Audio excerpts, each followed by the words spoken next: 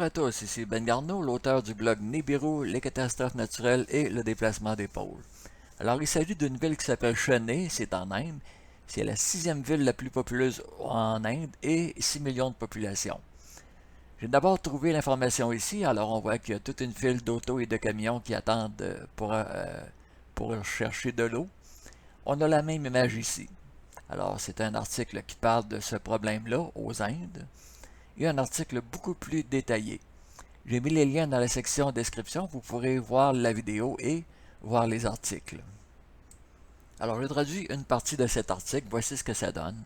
Selon un rapport de 2018 de WaterAid, plus de 12% de la population indienne, soit 163 millions de personnes sur 1,3 milliard, vivent dans des conditions de jour zéro et n'ont pas accès à de l'eau salubre à proximité de leur domicile.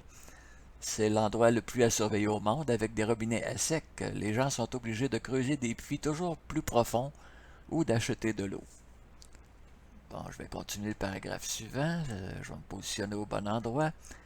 Ok, on continue. Selon un rapport étonnant publié en 2018 par un monsieur qui s'appelle Niti Ayog, le groupe de réflexion fédéral indien, le nombre de personnes qui atteignent le jour zéro en Inde devrait augmenter considérablement.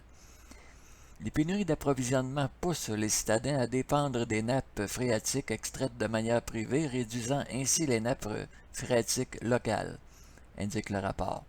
En fait, d'ici 2020-2021, les grandes villes, notamment Delhi, Bengaluru, anciennement Bangalore, et une autre ville, Hyderabad, devraient atteindre un niveau zéro de nappes phréatiques, ce qui affectera l'accès de 100 millions de personnes. La perte d'approvisionnement en eau souterraine obligera les habitants des villes touchées à compter sur la collecte d'eau de pluie et sur les canalisations des rivières, sources insuffisantes pour répondre à la demande. Les eaux souterraines couvrent 40% des besoins de l'eau en Inde, dont plus de 60% pour l'agriculture irriguée et 85% en eau domestique. On nous dit aussi que l'Inde représente 12% de l'utilisation mondiale des eaux souterraines. Alors, dans cet article-là, il nous montre aussi une carte. Alors, les endroits qui sont très riches en eau. On remarque qu'au Canada, généralement, il n'y a pas de problème d'eau, entre autres. Mais on voit qu'en Inde, ils sont vraiment dans le rouge.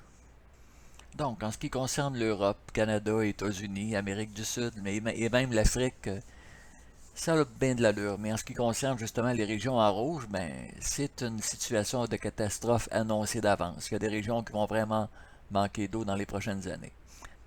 Ouais, ça fait vraiment mal au cœur de voir tous ces gens-là qui font la file pour espérer avoir de l'eau, alors que les 4 réservoirs de la ville sont complètement à sec. Contrairement à ce que plusieurs pensent, l'eau n'est pas une richesse inépuisable. Alors, préservons-la, il ne faut surtout pas la gaspiller. Il y a tellement de gens qui aimeraient avoir le surplus qu'on a. Alors, j'espère que la vidéo vous a intéressé. Je vous remercie de la partager et je vous dis à la prochaine.